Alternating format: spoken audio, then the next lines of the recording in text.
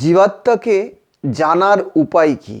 আমরা জীবাত্মাকে কিভাবে জানব? তাহলে জীবাত্মাকে জানতে গেলে আমাদের প্রথমে জানা উচিত যে জীবাত্মা কি এবং এই জীবাত্মার কাজ কি। তাহলে জীবাত্মা হচ্ছে চৈতন্য স্বরূপ। এই চৈতন্য স্বরূপকে যদি আমরা বুঝতে চাই তাহলে আমাদেরকে ইন্দ্রিয়ের যে অতীত ভূমি বা ইন্দ্রিয়াতীত ভূমিতে আমাদেরকে উত্তীর্ণ হতে হবে প্রথমে।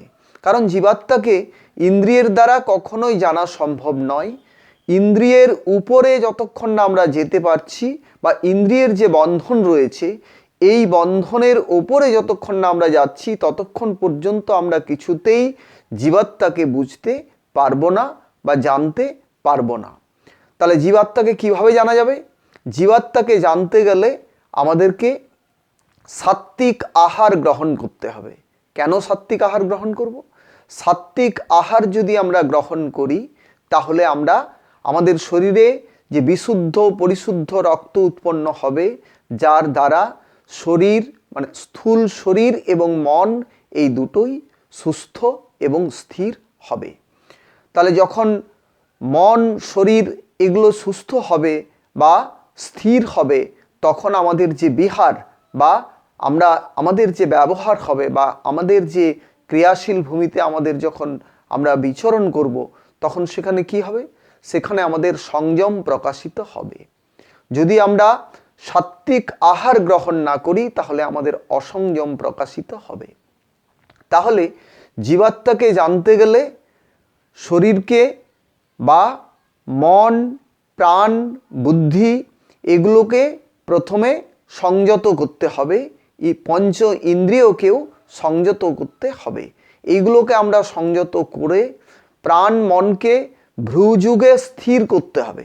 যতক্ষণ না পর্যন্ত প্রাণ মনকে কুটস্থে স্থির করতে পারি ততক্ষণ পর্যন্ত আমরা কিছুতেই জীবাত্মার স্বরূপ সম্পর্কে কোনো ধারণাই করতে পারি না। তাহলে জীবাত্মার স্বরূপের যে স্বরূপ কি তা সেটা ধারণায় তখনই আসবে যখন আমাদের প্রাণ বুদ্ধি মন সমস্ত স্থির হবে ভ্রুযুগে বা কুটস্থে। কুটস্থে যখন আমরা স্থির করতে পারবো তখনই ধীরে ধীরে ধীরে ধীরে আমাদের সঠিক সংযম আসতে শুরু করবে এবং আমাদের এই সংযমের দ্বারাই আমরা চৈতন্য স্বরূপকে উপলব্ধি করতে পারব। তখনই আমাদের আত্মবোধ লাভ হবে।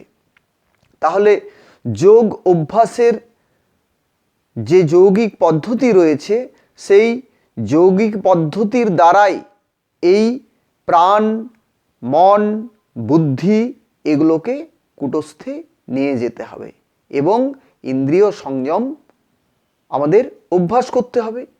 এই অভ্যাসের দ্বারাই আমরা চৈতন্যের স্বরূপকে উপলব্ধি করতে পারব। নতুবা কখনোই কোনোভাবেই জীবাত্মার স্বরূপকে জানা সম্ভব নয়। আমরা এই ইন্দ্রিয়ের ভূমিতেই যদি জীবাত্মাকে বোঝার চেষ্টা করি তাহলে কখনোই তা বুঝতে পারবো না, কারণ জীবাত্মা ইন্দ্রিয়াতীত। তাহলে ইন্দ্রিয়ের অতীত ভূমিতে আমাদেরকে উত্তীর্ণ হতে হবে। কার সাহায্যে আমরা উত্তীর্ণ হব? যৌগিক পদ্ধতির সাহায্যেই আমরা সেই ইন্দ্রিয়াতীত ভূমিতে উত্তীর্ণ হতে পারব। তখনই আত্মার স্বরূপ আমরা বুঝতে পারব।